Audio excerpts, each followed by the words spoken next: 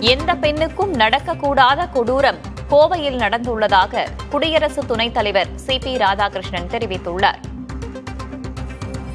அவர் அளித்த பேட்டியை பார்க்கலாம். உண்மையிலேயே எந்த பெண்ணுக்கும் நடக்கக்கூடாத ஒரு கொடூரம், அதுவும் நம்முடைய கொங்குமணிலே நடந்திருக்கிறது என்பது தாங்க முடியாத வேதனையை தருகிறது.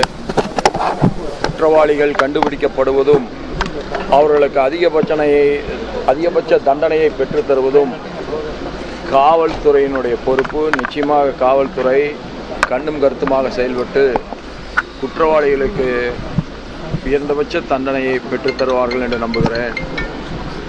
அந்த சகோதரிக்கும் அவருடைய பெற்றோருக்கும் என்னுடைய ஆறுதலை நான் தெரிவித்துக் கொள்கிறேன்.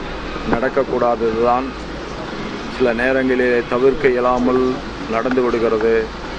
வருத்தத்தில் இருக்கின்ற அவர்களுக்கு நாம் என்றைக்கும் உறுதுணையாக நிற்க வேண்டும். எந்த பெண்ணுக்கும் நடக்கக்கூடாத கொடூரம் கோவையில் நடந்துள்ளது. குற்றவாளிகளுக்கு அதிகபட்ச தண்டனையை காவல்துறை பெற்றுத்தரும் என்று நம்புவதாக பேசியுள்ளார் குடியரசு துணைத் தலைவர் சி.பி. ராதாகிருஷ்ணன்.